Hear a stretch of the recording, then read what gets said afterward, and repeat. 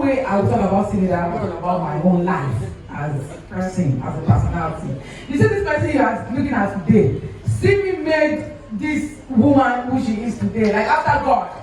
And what I mean by that is I made a decision.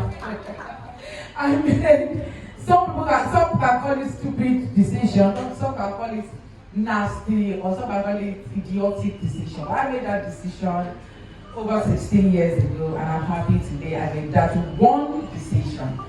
Okay, so briefly about Simi's life history and my life history. So, okay, growing up as a young girl, OT, the Nollywood days, we kept going, but hey, you need to settle down and start having your own children. But love never arrived.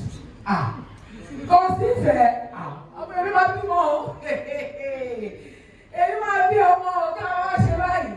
Because I always tell her so that, and that helps her to actually understand where we are coming from, how we got to where we are today, how we are living the kind of life we live. So she came into it, we grow into it, and we are happy of what God has done in our lives. So I made that decision. I said, you know what? I don't want to have a baby. And now, I'm going to bring down more Jawa, I said, okay. Mom, Perus. So I said, okay. I had the boyfriend at the time said, let's make a family. And I'm like, oh, are you sure? Let's make a family. So because I actually wanted to see me so much, like I have the picture in my head. I would get with wife. So I don't even care about the father, the look, the intelligence. I believe I have everything this girl needs. So I feel, woman, be a worry. I will born you, I will take care of you, I will nurture you, you will be great, you will be beautiful, you will be intelligent. And hey, I didn't make no mistake. Because this life, you just have to do what I have to do. Thank you. I just have to do what I have to do. So I did the needful. And I'm thankful today that the product is what I'm proud of. We've gone through a lot together. You see this girl? She's strong, though. That I can't begin to count numbers of, challenges that we both went through as mother and child. Because there are times, she grew up in the US. She was born in America, in London. Grew up in the US. Did part of her studies, in Nigeria. You see this back and forth. It's not easy. And towards the end of our education, people now, most especially Nigerians, they begin to think you are so, that's the way they rate us.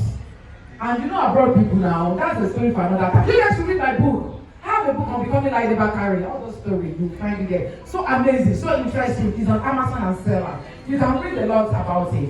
But let me just cut the long story short. Simi here will always tell me how understanding and how she is learning through life. And she is here today to, most of the things, I've made deals with advice. I tried to do this, that I tried this. It was deal and it was monetized and it was rewarding and I'm like, oh my God. So I just want to say thank you for being a good girl. Most especially in that America that she grows up.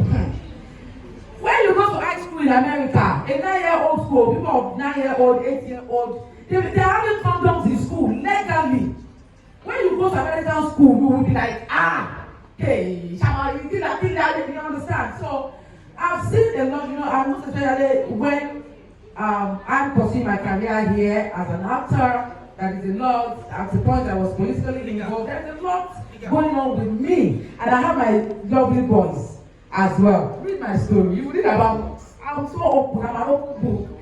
So, trying to take care of them, take care of her, dealing with Nigerians and abroad, it can be so much on me.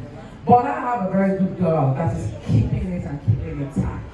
We talk on phone, she tells me, even whenever I want to buy tickets, I'm like, Mom, you think you want to buy tickets for this amount of dollars? I'm fine. You don't need to. If it's just to come see me, we can see on video calls, we can talk and all that.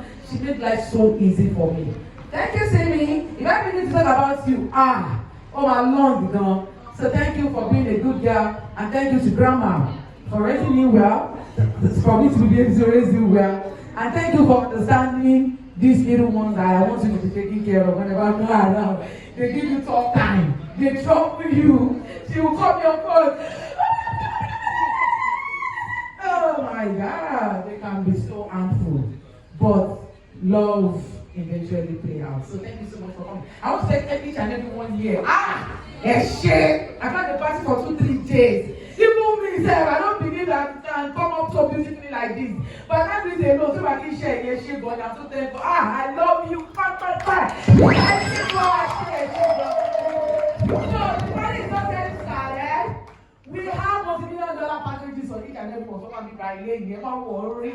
Just shout away, Jack. Thank you so much. Let's get the party started.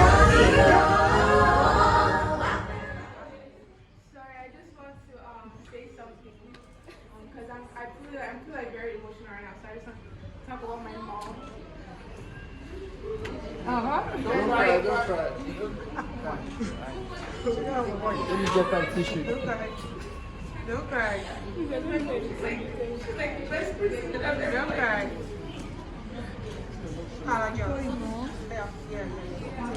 I've seen her like go through like so much because of me.